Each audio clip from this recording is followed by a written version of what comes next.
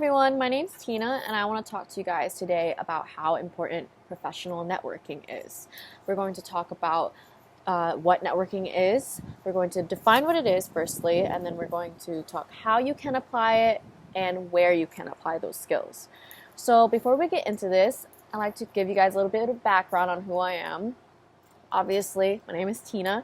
I am studying for my bachelor's in professional communications at Siena Heights University. I graduate in December, so I'm pretty excited for that. I'm currently working in a nonprofit that provides scholarships for students in the Lansing School District, and I have worked at a few other places and interned at other places where networking has helped me and provided me with those jobs. So firstly, I want to define networking. I would like to start off with a more formal definition. So the National College for School Leadership conducted a study on networking, and they defined a network as groups or systems of interconnected people and organizations whose aims and purposes include the improvement of learning and aspects of well-being known to affect learning.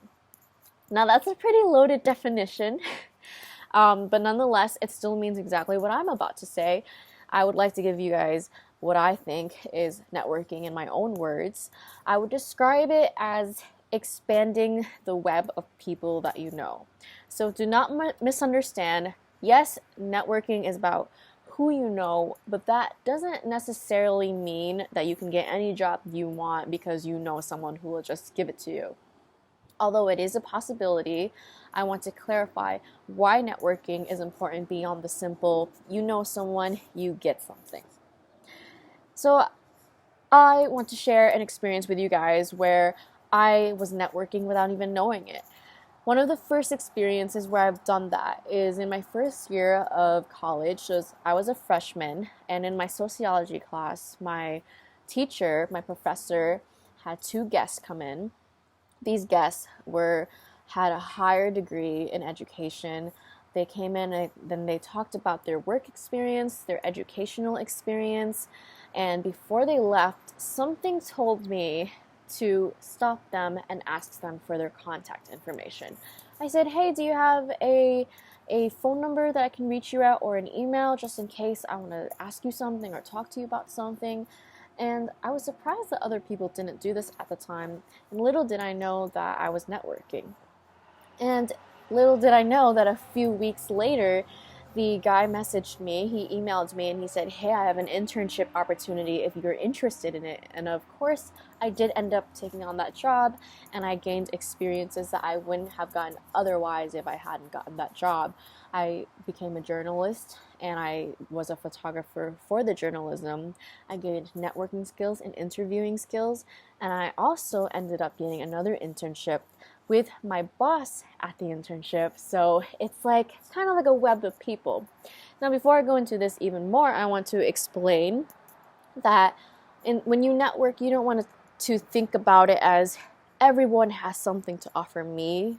You can also think about it as I have something to offer everybody.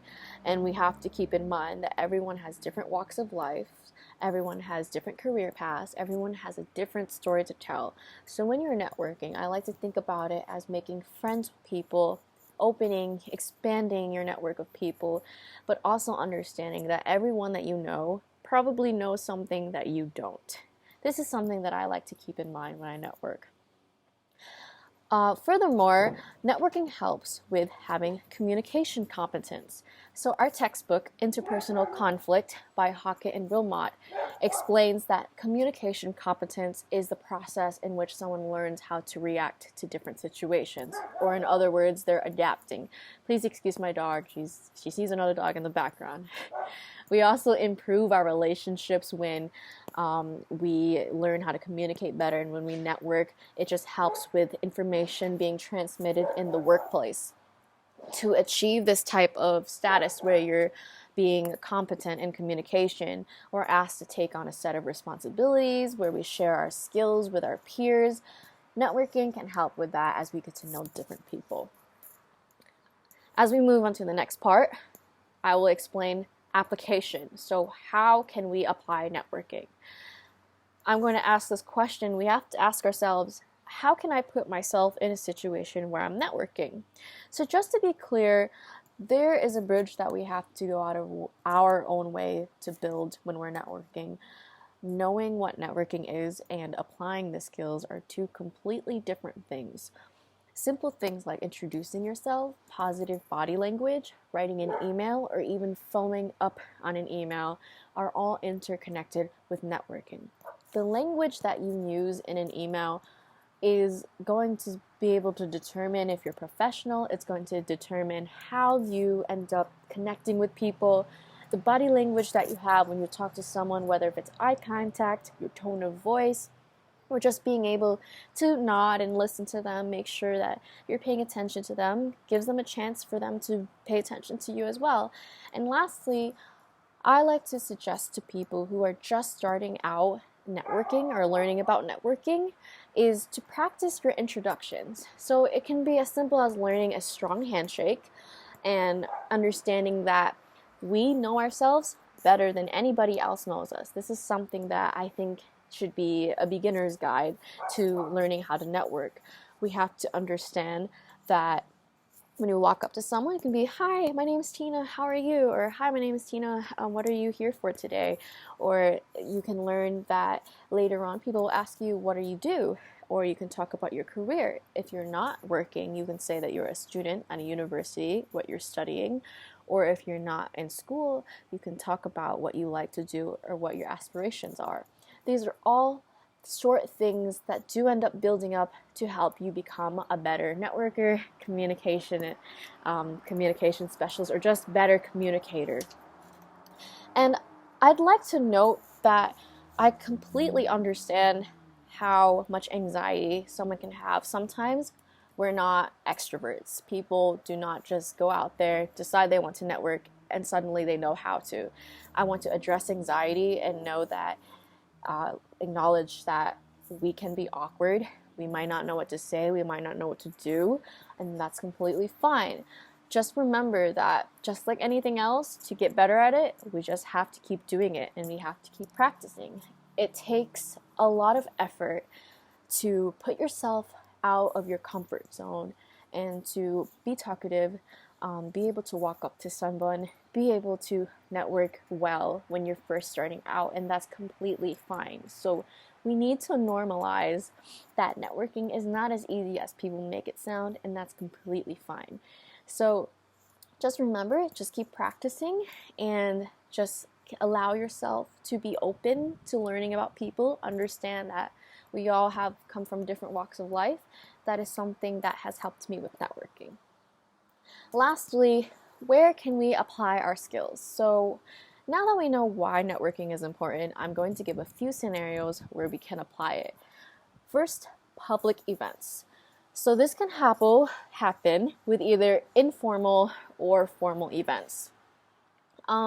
With a formal event, we might be wearing business suits. We might be seeing other businesses. Maybe people are there mingling just because they actually want to network. They actually want to expand the type of people they know. They actually want opportunities or things like that. There are also informal, where we are at a birthday party, a family party, a friend's party, or just somewhere in a public space where it's more informal. Remember that you can still network. It doesn't have to be in a business situation. As long as there's another person involved, you're able to network. And the second one is in open or professional spaces. So this can be high school, it can be at college, it can be at work. For me, with my example, I was networking at college. When you're in college, you're surrounded by tons of students from different places, different backgrounds, different majors. You're going to have the opportunity to network. I'm not asking you guys to walk up to a bunch of random strangers and talk to them, but know that it is a possibility if you want to. And know that when the situation seems appropriate, you can walk up to someone, you can introduce yourself, and you can talk to them, because that's all the fun of networking. And lastly, online. So I think this one is completely underrated, and I wanted to talk about it more. Emailing is a form of online networking. Public communication, such as things like tweeting, DMing, or commenting on someone's content, are all intermingled, all kind of interconnected with what networking is. I was trying to find the right word there. So if you've ever seen someone comment, if you've ever seen your favorite creator and they've collaborated with someone else, another creator, maybe you've seen a comment on their video and it says, "I really like your stuff, we should make something together." Little things like that are a part of networking, even if it's informal. In conclusion, we know what networking is, how we can apply it, and where we can apply it. We know that networking is like expanding the web of people you know. It's not necessarily the more people you know, the better. Instead, we emphasize why getting to know different people is important. We know how to apply networking. Allow yourself to take a step out of your comfort zones. So I'm not asking anyone to do a dance or jump miles out of their comfort zone, but it does require that we get comfortable with talking to different kinds of people. With networking, we need to remember that things such as body language matters, tone of voice, and the way we approach people, the way we present ourselves. That all does count as with networking, especially in business situations.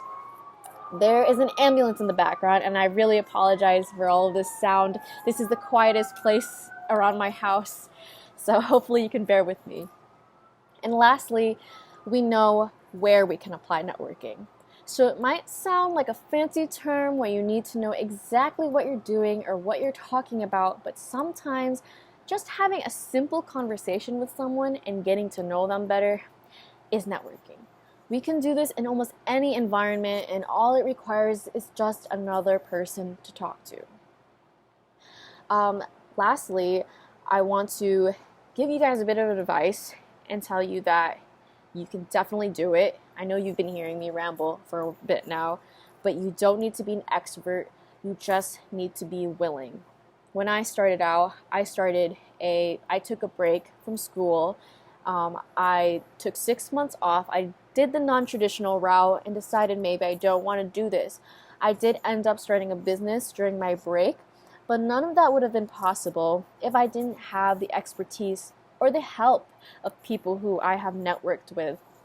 The job that I have now is only because I decided to reach out to those people. Remember that sometimes it's your job to talk to people. It's not their job to reach out to you. The more approachable you become, the easier it is to network.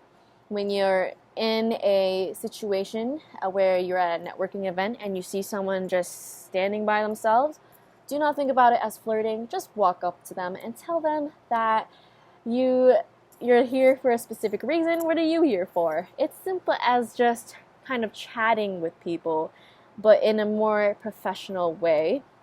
In certain formal events, obviously.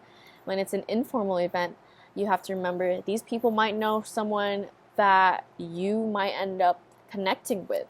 And I know that I said that it's not something that they can provide you, but sometimes it is like that. You do end up putting yourself in those situations. And when I started working as an intern where I was working, I ended up going to tons of events. I met different people. I didn't know what networking was at the time, so I was a bit shy, but I ended up talking to people here and there. And the more you really put yourself out there, the more you can feel comfortable with talking aloud. And I know it seems like I am a somewhat great public speaker, but I will let you know now that I am definitely an introvert. I am nowhere near an extrovert. When I started, I was not this outspoken. In professional communications, you have to remember that you're going to talk to many people. You're going to have to connect with them, whether if it's through email, online, as I said, or in person. Remember why it's important to understand networking.